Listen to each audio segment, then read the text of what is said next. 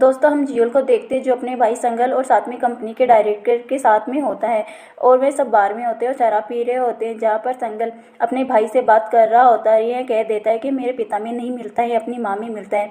जियोल को गुस्सा आता है, इसी कॉलर को पकड़ लेता है लेकिन मारता नहीं है। बाद में वहाँ से चला गया था। अगले सीन में देखते हैं कि मिस पार्क उसके पास आती है जहाँ और वह नशे में होता है। मिस पार्क कहती है तुम क्यों कर रहे हो, मीटिंग होने वाली है, तुम्हें यहाँ पर जाना चाहिए। लेकिन एंजन कहता है मीटिंग कैंसिल कर दो।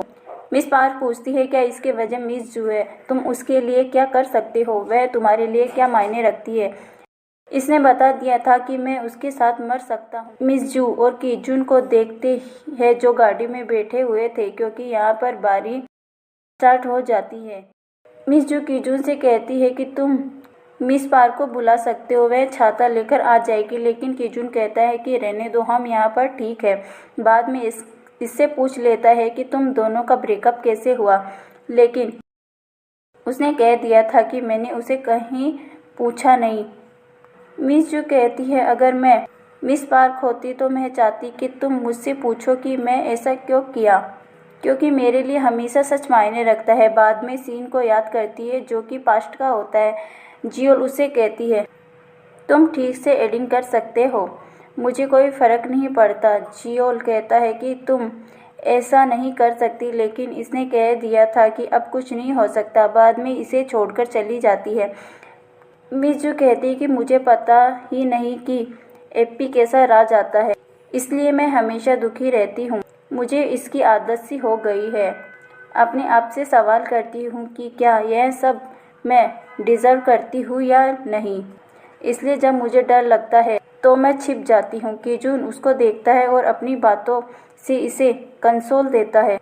दोस्तों अगले सीन में देखते हैं कि कीजुन अपने काम पर आता है। सभी इसका वेलकम करते हैं और कहते हैं कि तुम पहले से और भी ज़्यादा हैंडसम हो गए हो, लेकिन कीजुन कहता है कि ऐसी कोई बात नहीं है। बाद में अपने मिस जू भी आती है और कीजुन से मिलती है, लेकिन बाद में हम देखते हैं कि इसे ढेर सारा काम दे देती है, जैसे कि पहले इन्हें कहा था कि तुम ठीक हो जाओ फिर मैं तुमसे कैसे काम करवाती हूँ। कीजुन अपने आप से कहता है कि मैं कीजुन हूँ, मैं कर सकता हूँ क्योंकि मैंने पहले ऑडिट टीम में काम किया है। बाद में सारा काम ख़त्म कर देता है। कीजुन मिस जू को मैसेज करता है और कहता है कि मैंने अपना सारा काम कंप्लीट कर लिया। मिस जू कहती है ठीक, लेकिन बाद में एक मैसेज और आ रहा था। लोडिंग होता है। कीजुन जानने के लिए क्यूरियस होता है कि क्या हो सकता है। तभी इसे पता चलता है कि मिस जू बोल रही थी कि ट्रीट मेरी तरफ से होगी, मैं तुम्हें खाना खिलाऊंगी, फ्राइडे की शाम को मेरे घर आ जाना। और कीजुन ये सब पढ़कर बहुत ज़्यादा खुश हो जाता है और खड़ा होता है।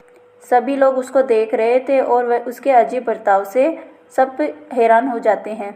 फिर कीजुन उन सबसे कहता है कि मेरी बैक में पेन हो रहा था। बाद में सारा काम निपटा देता है। वह उस रूम में आता है, लेकिन डोंगी पास में ही होता है और फार्मास्यूटिकल को लेकर जो केस पहले कीजुन ने हैंडल किया था उसके बारे में पूछने लगता है कि तुमने कैसे किया था।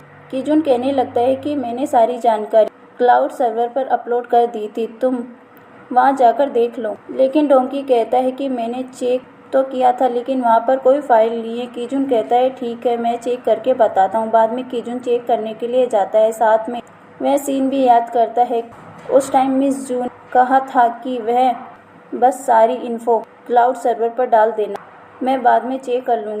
अब कीजुन उन सबको चेक कर रहा होता है, लेकिन यहाँ पर कोई भी फोल्डर नहीं होता है। अपने दोस्त के पास कॉल करता है और इस फोल्डर के बारे में जांच करने के लिए कहता है। दूसरी ओर हम मिस जू को देखते हैं जो कि ग्रोसरी के सामान को लेने के लिए आई हुई थी। बाद में अपने घर पर जाती है और कीजुन के लिए सूप बनाती है। हालांकि मिस जू को सूप बनाना नहीं आता था, इसलिए सूप बनाना ऑनलाइन देख रही थी और यह बहुत ही डिलीशियस होता है। कीजुन के पास उसके दोस्त का कॉल आता है और कहता है केस कंप्लीट होने के बाद 2 दिन बाद ही फोल्डर को मिस जू के कंप्यूटर से एक्सेस किया गया था और डिलीट कर दिया गया। कीजुन बाद में इसकी जांच करता है, इससे कुछ पता चल जाता है। सुबह मिस जू को देखते हैं जो कि ऑफिस आती है। कीजुन यहाँ पर अकेला होता है। इसे कहती है क्या तुम पहले आ गए हो या घर पर गए ही नहीं है।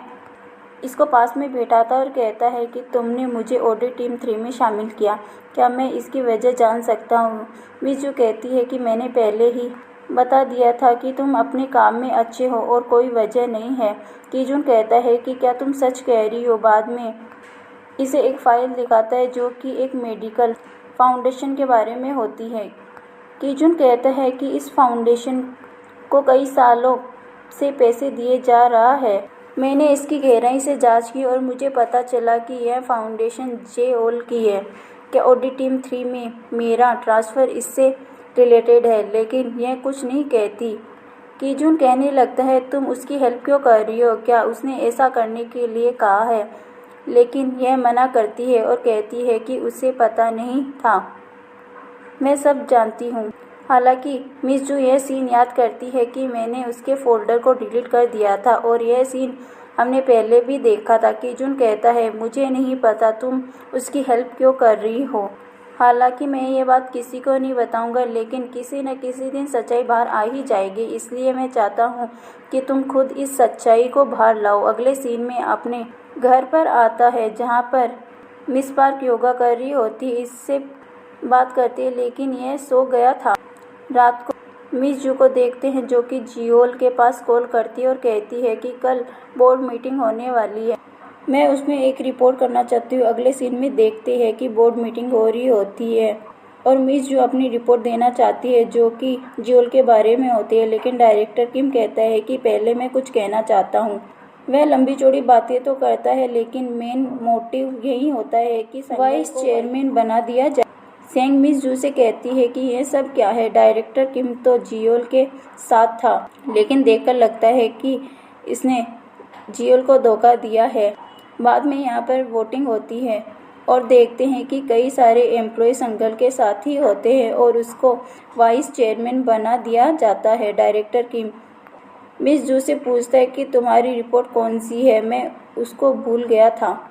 लेकिन मिस जू कहती है कुछ भी नहीं है। बाद में चली जाती है। ऑडिट टीम 3 के एम्प्लॉयज़ के पास भी न्यूज़ आ जाती है कि बोर्ड मीटिंग में क्या हुआ था। बाद में अब मिस जू आती है, कीजून को देखती है, कीजून भी उसको देखता है, लेकिन मिस जू कुछ नहीं कहती है। रात में अपने घर पर होती है जहाँ पर कीजून उसके पास कॉल कर रहा होता है, लेकिन यह पिक नहीं करती है और जो पहले कीजून के लिए सूप बनाया था उसे फेंक देती है। सुबह रनिंग करने के लिए आती है, सेंग के पास कॉल करती है और कहती है क्या तुम मुझ पर एक एहसान कर सकती हो? अगले सीन में सेंग देखते हैं जो कीजून से बात करती है। कीजून इसे कहता है कि ऐसा नहीं हो सकता क्योंकि सेंगर ने इसे कह दिया था कि तुम्हें जितना जल्दी हो सके ईओस में जॉब करने के लिए जाना होगा। कीजून कहता है कि मिस जू को पता है, पहले उसकी परमिशन लेनी होगी, लेकिन सेंग कहती है कि उसी ने मुझे यह करने के लिए कहा था। बाद में कीजून बाहर आता है, लेकिन देखते हैं कि डस्टबिन में वही डॉल होती है जो कि मैंने इन्हीं के लिए जीती थी। कीजून बहुत ही गुस्सा हो जाता है। वह सोचता है कि मिस जू ने उसकी डॉल क्यों बाहर फेंकी। मिस जू के पास आता है जो कि डॉगी से बात कर रही होती है। कीजून कहता है कि मैंने तुमसे बात करना चाहता हूँ, लेकिन यह कहती है कि पहले यह बात कर रहा है, तुम वेट करो। कीजून चिल्लाता है। मिस जू कहती है कि तुम्हारी मैनर्स कहाँ पर है? क्या है? तुम्हें दिख नहीं रहा मैं इससे बात कर रही हूँ, तुम्हें वेट करना होगा।